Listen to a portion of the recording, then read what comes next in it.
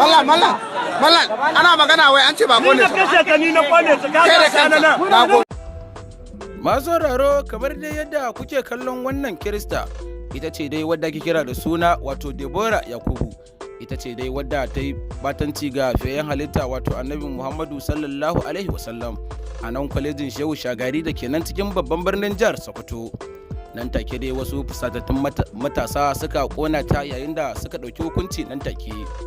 Sannan masu sauraro za mu sake muku irin furucin da wato wannan yarinya da ake kira da suna Deborah irin furucin da wato ta yi ga fiyayyen halitta Annabi Muhammadu sallallahu alaihi wasallam. Sannan asalin furucin ma ya samu asali ne wato daga wayarta ta WhatsApp yayin da ta fara wasu furuci akan fiyayyen halittan. Nan take dai wasu fusatattun matasa a cikin wannan makarantar suka ga su ba za su jure ba. Nan take dai suka kona wannan yarinya duk da yunkurin da jami'an tsaro suka yi domin ceto rayuwarta. Sai dai kuma daga bisani za ku ƙara jin yadda bayan da wannan aika-aikan ya faru nan take dai aka kulle wannan makarantar. Masu sauraro muna so don Allah da ku gyara zama tsaf domin kallon irin bidiyon yadda aka kona ta da kuma irin furucin da wato wannan yayi da ake kira da suna Deborah Yakubu ta yi.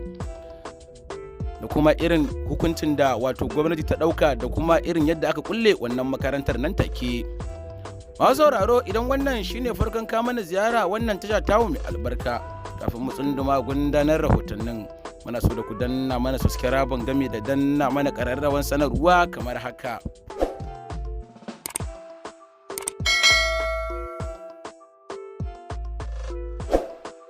Masu sauraro kamar dai yadda za mu sake muku irin furucin da wato wannan yarinyar da ake kira da suna Deborah Yakubu, yar wata makarantar kwaleji ne wato Shehu Shagari da kenan a cikin jihar Sokoto, yayin da ta yi batanci ga annabin fiyayyen halitta wato Annabi Muhammadu sallallahu alaihi wasallam. Masu sauraro kafin mu kai ga sake muku irin bidiyon yadda fusatattun matasan suka fusata suka banka mata wuta duk da irin yunkuri da jami'an tsaro suka yi da kuma malaman makarantar domin kar wani abu samu wannan yarinyar, amma sai dai matasan sun riga da sun fusata. Ga dai abubuwan da irin furucin da yarinyar ta yi akan fiyayyen halitta wato annabinmu Muhammadu sallallahu alaihi wasallam. Ga dai furucin ku ji. Holy Ghost fire ba abun da zai faru da mu. Dole ne wasu abubuwan da ya kamata ku tura muna, ba wai an yi group din ga don ture abubuwan banza bane fa.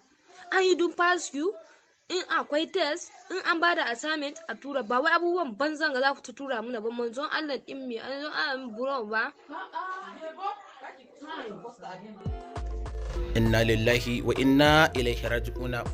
Wannan dai shine furcin da wato wannan yarinyar da ake kira da suna Deborah Yakubu ta yi akan fiyayyen halitta wato annabinmu manzon rahama annabin tsira annabinmu Annabi Muhammadu sallallahu alaihi wasallam.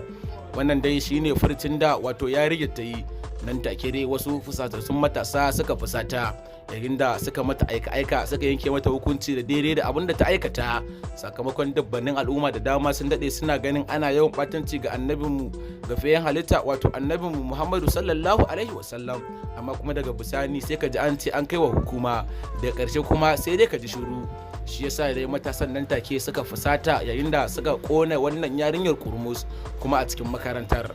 Sai dai kuma tuni dai bayan da aka kona wannan yarinyar jim kaɗan bayan awanni da suka gabata nan take dai aka bada umarni aka kulle wannan makarantar. In kamar dai yadda wato aka tattauna da wani ɗalibin kwaleji da muka tuntuɓa ya bayyana cewa a lokacin da ɗaliban suka samu labarin faruwar lamarin rigima sai ta ƙaure a cikin makarantar. A cewarsa malamai da sauran shugabannin kwalejin sun yi ƙoƙarin su dakatar da ɗalibar daga wannan tarzomar, amma abin ya cutura. Wato dai ɗalibin ya tabbatar mana akan cewa malamai da kuma wasu jami'ai sun yi yunkurin akan su hana wannan matasan ɗaukan wannan mummunan matakin da suka ƙona wannan yarinyar, amma sai dai abin ya cutura, inda har jami'an tsaro suka je makarantar suna harba wa ɗaliban hayaƙi mai sa hawaye wato tiyagas kenan. Ɗaliban cikin rashin tsoro su ma dai suke ɗaukan wannan tiyagas ɗin da jami'an suke harba musu, su ma suke mayarwa wato jami'an tsaron da shi. Tabbas dai lamarin da ya yi matuƙar tada hargitsi har da wajen makarantun kenan, amma dai sai dai kuma ɗaliban ya ce cewa ba iya ɗaliban makarantar bane suka yi amfani gurin kona wato wannan yare da ya kira da suna Deborah, ya ce cewa har da wasu fusatattun matasa da suka garzo daga wajen makarantar. A cewarsa wanda ake zargi da aikata saɓon an boye ta ne a ɗakin jami'an tsaro da ke kofar kwalejin, inda masu tarzomar suka fi karfin jami'an tsaron, suka balla kofar ɗakin suka ciro yarinyar.